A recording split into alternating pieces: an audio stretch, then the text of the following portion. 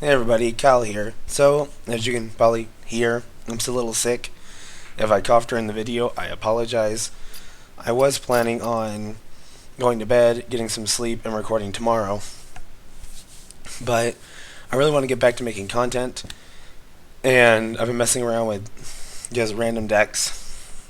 Um, I have this priest. Why does it keep telling me I have new cards? I don't have new cards. These aren't new. I'm having this weird bug where it's like, look at all these new cards you have. And I'm like, no.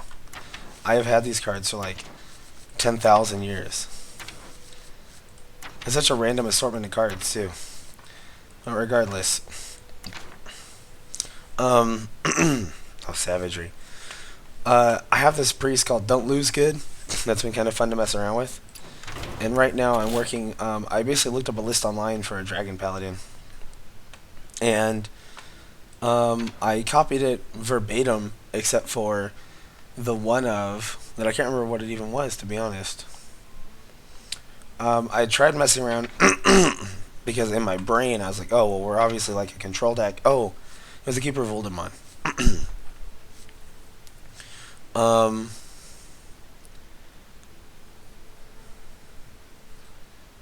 let's see. Let's try that. So we're gonna try running the deck as is. It's just the standard. If you go on Icy Veins, Dragon Paladin. It seems weird to me to have Doomsayers instead of Pyromancers because we have equality, and so now equality only synergizes with Consecration. I'm actually gonna do that real quick. We're gonna try playing it with Pyromancers instead of Doomsayers because that also gives us the 3 damage Consecration combo as well as the board wipe with equality. Maybe the reason why this combo isn't in here is because we plan on having big dragons on the board, but we'll see. Let's just try this out. Because the Doomsayers are okay, but I haven't been super enjoying them. I'm trying to stay on a slight bit, just because I can't talk super loud because of my throat. So this will be, a nice way for me to not have to yell. So I'll probably just do a couple games, see how it goes. This isn't a deck that I have much experience with. I threw it together like maybe an hour ago or so. I basically threw it together, played a couple games. My girlfriend went to watch a movie. It was good, but it was a good movie. But I haven't got to play the deck. I also dropped a rank. Being ill and stuff, I just kind of have been vegging out and not actually playing games. So we will see. We'll have to climb back up. The number I don't usually worry about too much. It's more of like the percent you're in. It used to tell you when you hover it over what percent you were in. It doesn't say anymore for some reason. I don't know why they would take that out. But my record is top 5%, and my usual is around top 10. Hello. So we'll see. We'll see where we end this season. I'm not expecting to end too high, just because I won't. Well, it's only like the 18th, so there's plenty of time. I wonder what kind of Paladin we're going up against. Our matchup against N'Zoth Control is okay, but we have to get pretty aggressive. Let me think. Our opponent's not doing anything, so I'm gonna go ahead and jump to an. Oh, never mind, he's here. We have to try to play aggressively, but we don't have a good hand for that. This appears to be some kind of not so great version of the Murloc Paladin, though. And the only reason why I say not so great is because clearly it's relying on. It's relying. I'm assuming he's running the 10-mana card, but he has the mindset of it's obviously better to fill my board with Murlocs instead of filling my board with Murlocs that have great synergy. Because he's going to be able to do a decent amount of damage to us for sure, but one Consecration and we're back on track. However, this is a lot of damage. So we can take 8 this turn. Well, no, we're not taking 8. So we would take 8 this turn, go down to 22. So now next turn we're looking at 6, 7, 8, 9, 10, 11, 12, 13, 14, potentially 16 damage, which is quite a bit, but now he has to deal with our board. This is, I guess, isn't a very good match to showcase the deck. But it'd be nice to start on a win. That's the problem with some of these Murloc-y strategies, is the fact that you're basically one board wipe away from losing the game. And that's what he's about to realize. Like here, he should have used those 2-1s to kill my 1-1s, because he's leaving one of these up to kill the 8-1, which is really bad for him.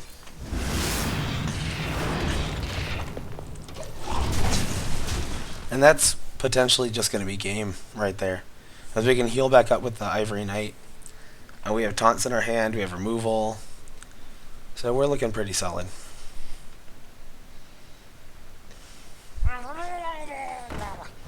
Sure. I'm thinking of just playing Azure Drake. Yeah. Well, let's see, this will make it 2 less. Next turn we'll have 6 mana. We still can't really do anything. And we plan on healing next turn with the Ivory Knight. Let's just play the taunt, actually. It's not great on curve, but it'll prevent any potential burst damage. I mean, with 2 cards in hand in a Murloc deck, I don't think 16 is going to kill us. Or I don't think we're going to just randomly die from 16. But I will say, though, if we didn't have a board wipe, that early game pressure from our opponent definitely could have won him the game. Having an 8 damage Murloc on his second turn, you know, is pretty strong.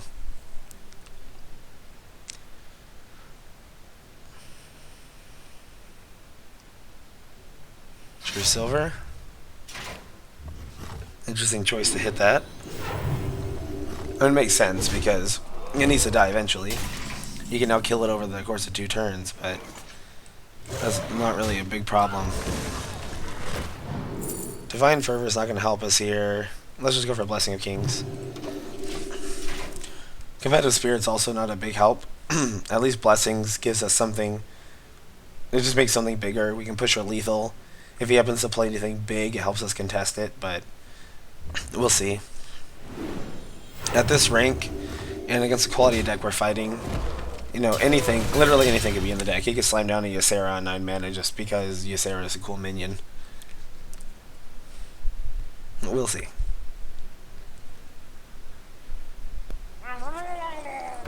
Alright. Oh, see? He was thinking the same thing, but it's not going to matter.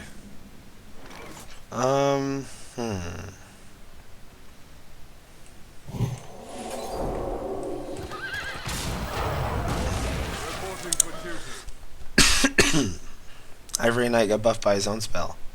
Pretty good. Pretty good, I would say.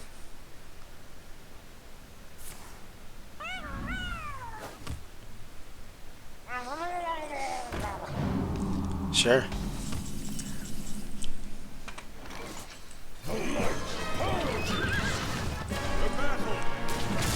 I'm kind of hoping it heals the knight, to be honest. Did not.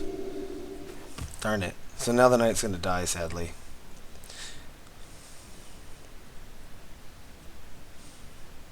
Yeah. That's the right move by him. If he makes that trade.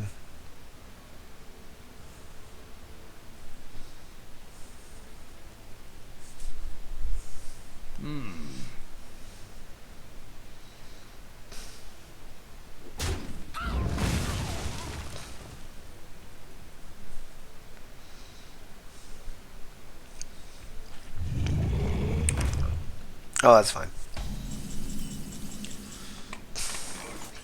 Follow the rule.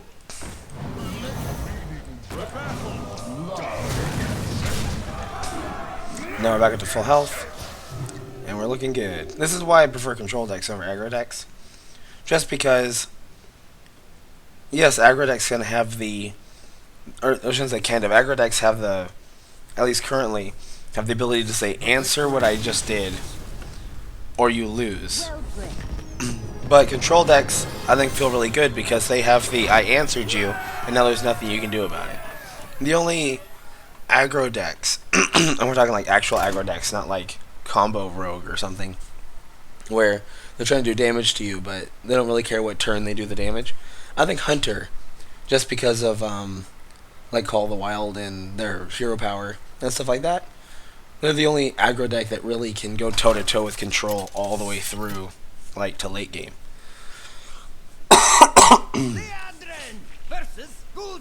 Alright, a Warlock. This will probably be a more exciting match.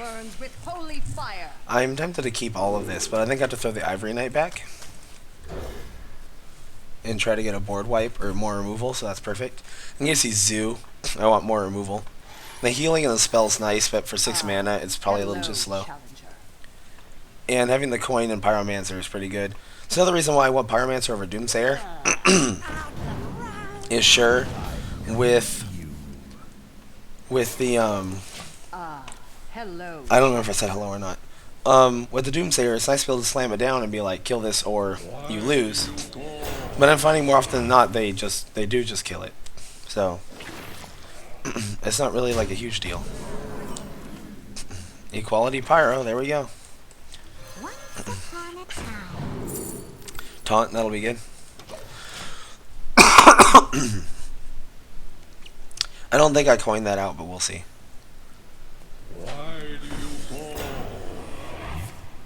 Maybe I do, actually. Oops.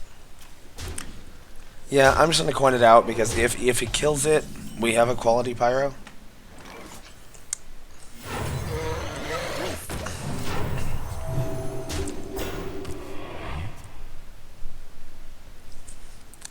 I'm going to be a True Silver too, but we need to get through the 2 Voidwalkers just so we can start killing the minions that really matter. So I'm going to hold on to this Equality Pyro as long as I can. My only other 4 mana play is the True Silver.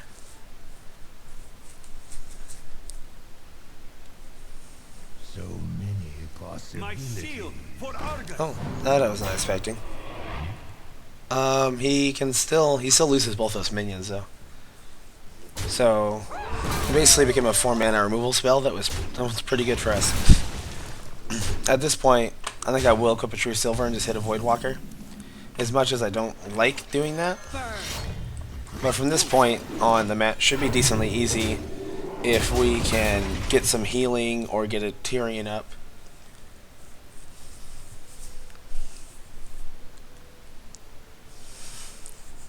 The only thing here is if he uses the Defender of Argus to kill the 1/1, so that we're forced to waste our True Silver hitting that. Oh, I see. Well, now we have a better True Silver target. Although the question becomes, do I do that? Yeah, I think I do this.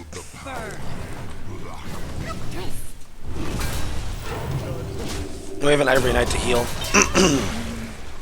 So not too bad. I'll probably just pick the biggest spell we can, if possible.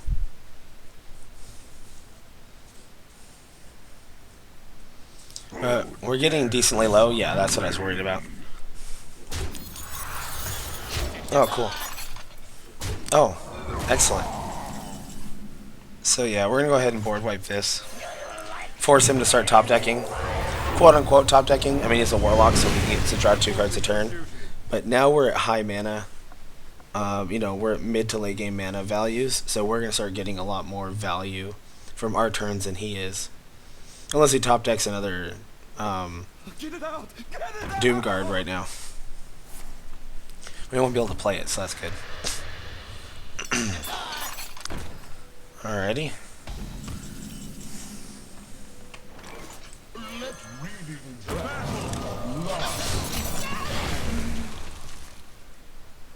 Tyrion next turn is basically going to seal the victory.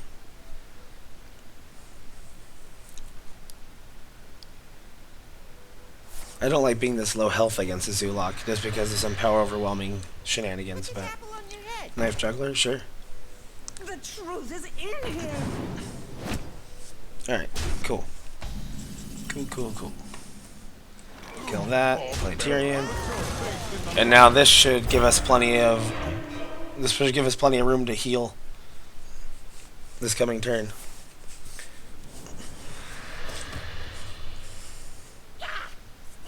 Alrighty.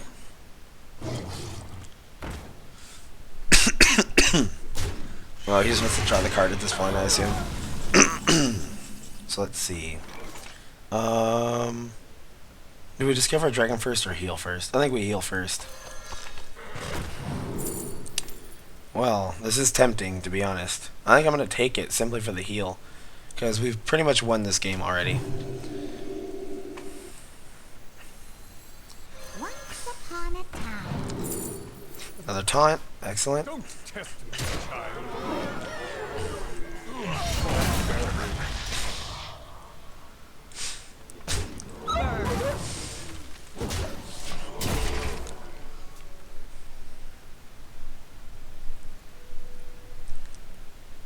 Put this apple on your head. Tentacles. Nope. And that is lethal. Get in there and fight, maggot. Yep. Well played. Barbaric. Burn. There we go. Well So, those are two really fast matches, but at least you